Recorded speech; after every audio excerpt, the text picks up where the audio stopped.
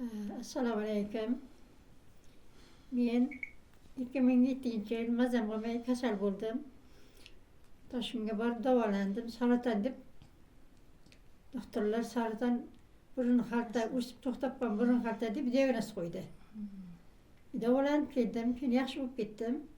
Keldim, yillar o'tib yana tag'i shu burnim bitib qolib va sovuqlar ta'sir qilib, shunday hamma sovuq havo burnimga kirib ketaverdi. Yana doktorga bordim, Samarqandga. Samarqandga borib, tomografiyaga tushib keyin dedi. Uni tushib keldim. Tomografiyani ko'rdida doktor aytdiki, sizda dedi burningizda palet yoki et bor dedi. Uni operatsiya qilish kerak dedi. Yana dedi, ikkita ishi bor. Shu burningizda nimasida ring bor. Miyangiz tomonga ham bor, ikki joyda bor. Shuni operatsiya qilish, tozalash kerak. 7 million pul ketadi hammasiga dedi. Men qaytib keldim.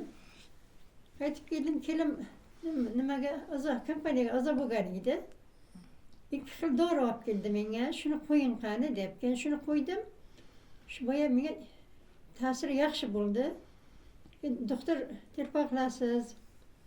Nima kelayotganingizni deb nima qiluvdi. Men aytdim, "Ya, shu dorini qo'ygandan keyin menga ta'sir qildi. Keling aytdim, telefon qilmay turing. Qani qo'yaveray qani, qanday bo'lar ekan ta'siri?" deb 20 kun qo'ydim.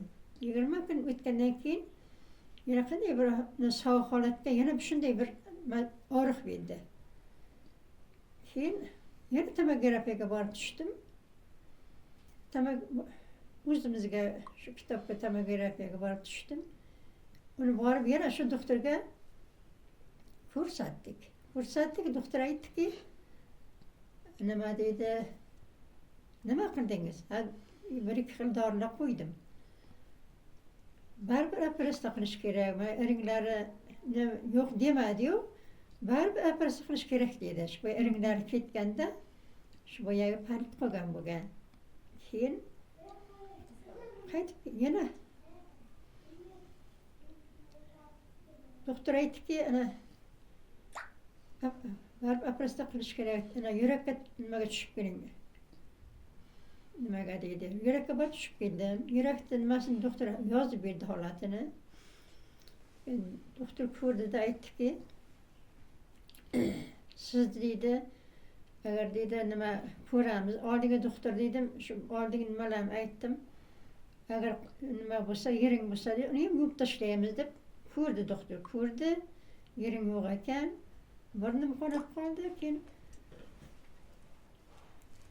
ko'rib bo'lgandan keyin doktor aytdi-ku, siz deydi, yoshingiz katta ekan. Sizni operatsiya qilmaymiz. O'zi quriy boshlabdi, boyagi palet et degan narsa quriy boshlabdi. Sizni dori bilan quritib yo'q qilamiz deb aytdi. Keyin bitta dori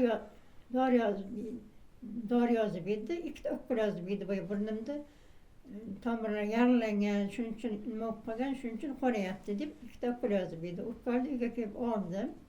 Mena burnim qonamadi. Keyin boyagi aytgan dorilarni qo'yapman. Mana bu dorilarni ham qo'yapman. Mana bu dorini, mana bu salfetkaga, mana bu dorilardan qo'yapman. Hozircha yaxshi burnim ochildi.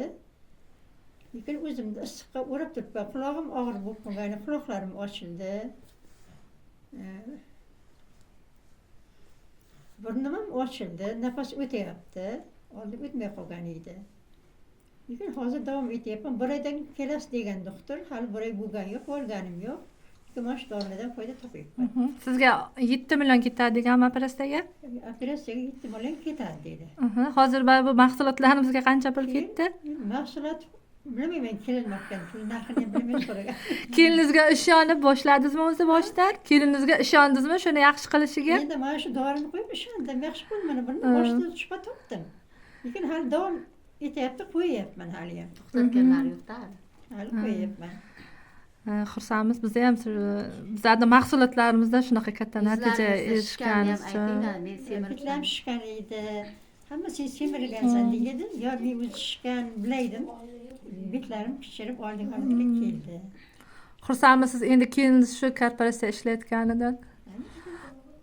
mahsulotlardan foyda ko'rganingizdan keyin. Dola men uchun aniq Ha. vaqt edi. Rahmat sizga ham.